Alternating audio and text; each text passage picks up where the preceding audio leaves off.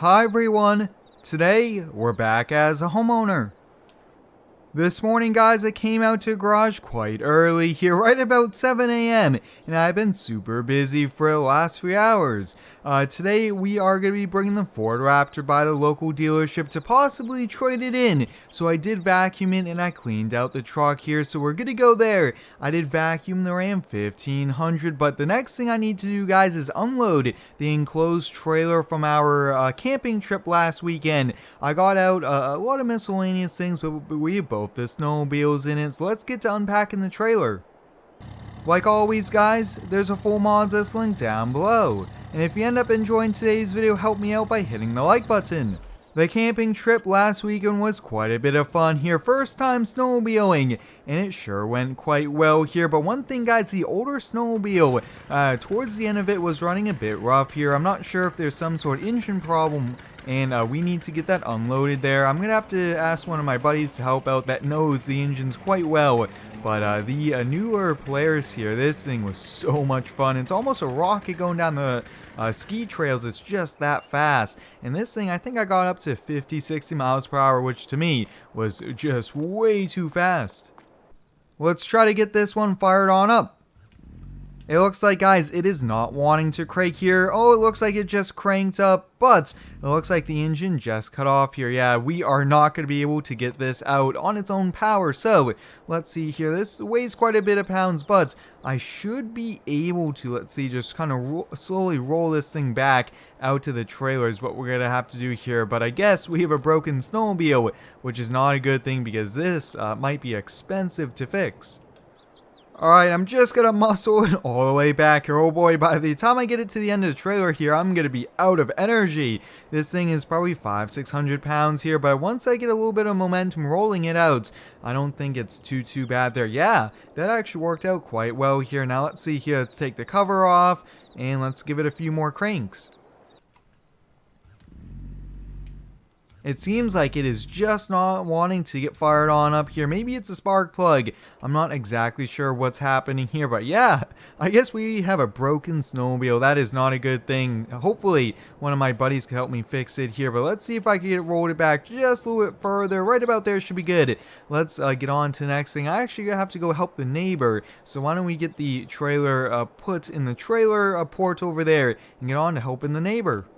I hope everyone's been having a pretty good day here so far. Let me know how it is down below here. But when you own a lot of toys, especially some older ones that are really seasonal machines like a snowmobile, when they sit for quite a long time, the first time or two you run it, more than likely you run into a few mechanical problems, which is no problem. We'll just work through it, but we'll get the trailer disconnected there now. I do believe this truck should have the power here. We need to help the neighbor. He bought an old dirt dozer and he wants to do some work to his yard, but he can't get it fired on up here. So I said I would come on over with one of the trucks that has a really strong battery, see if we could help jump it. Alright, let me get the hood opened on up here. We should be able to put a jumper cable right to the old machine here. Looks, I'm not sure what brand this is, but the battery is here in the back here. Oh, there it is. We'll just get the jumper cables plugged, and why don't we hop on this machine? Let's see if we get it cranked. Oh yeah, boys, this is going to work here. I'm just going to wait a few more seconds here for the battery to get some extra charge. Let's see if we get this thing fired up. Yeah, boys, that is awesome. That is great. We are able to help the neighbor. He said he's going to come back outside in like 5 to 10 minutes and do some dirt work here in his backyard. But let's get on back to the house. I need to do a few last things to Raptor, and then we need to get going. Like I mentioned earlier, guys, I got the Raptor all cleaned out here because more than likely we're going to be trading this truck in here. So why don't we hop on and head over to the local dealership. And I'm not sure what I'm looking at yet for vehicles, but I did talk to the salesman. He said he'll put some vehicles out front that he knows I'll like here. I really do like this truck. The off-road Ford Raptor was really awesome to drive down the road here, but I think we've owned this for like 5-6 months. We put so many miles on it here, so it's time to switch it up. I am a huge fan of V8 pickup trucks here, so I think I might look into the new Ford Raptor, the Raptor R. That is a V8 here. I believe it is supercharged, and I think that would be pretty sweet here, but I think that might be 6 months to a year out, so I thought, hey, in the meantime, why don't we get some sort of different vehicle here? I would like to kind of stay with the off-road versions of these trucks here because the suspension is a little bit cooler. It kind of looks more sporty, and on the occasion when we take it off-road, having an off-road worthy truck is always nice.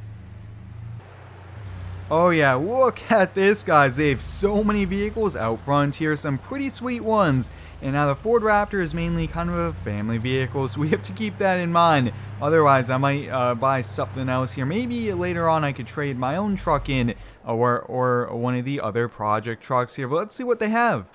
It looks like they have a Ford F-150. This looks to be a Lariat. Oh, wow, that is a pretty fancy truck. This, let's see, has a 5.0 V8 Coyote engine. Yeah, this would actually be a really good option for us. Over here, looks like they do have a Toyota Tacoma, but we need the full 4-door, so I don't think we should spend much time looking at it here. And what do we have here?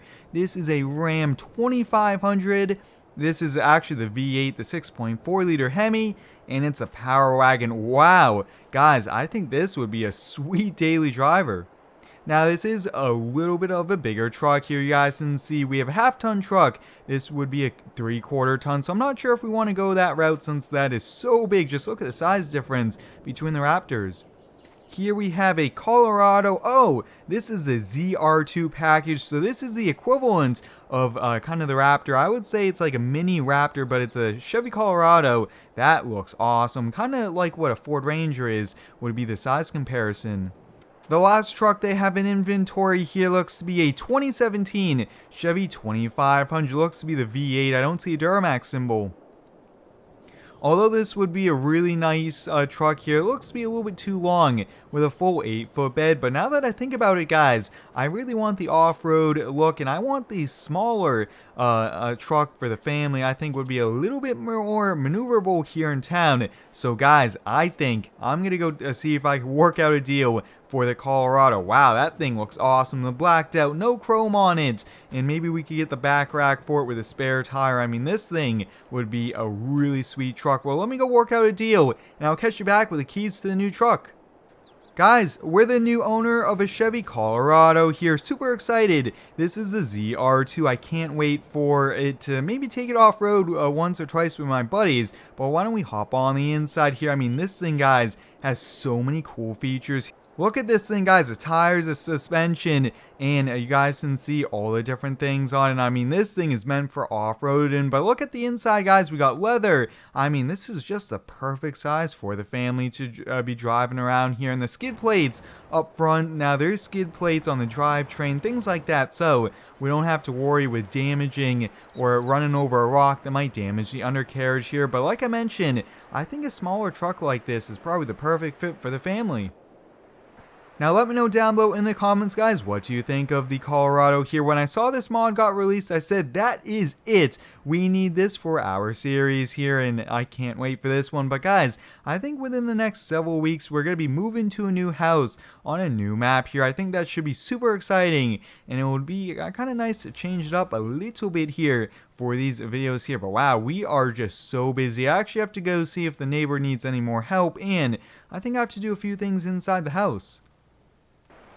When you own a house, guys, there's always something that needs to get done here, so I'm going to go work on a few projects. So, until next time, guys, thanks for watching. Stay tuned for next one, and subscribe for more.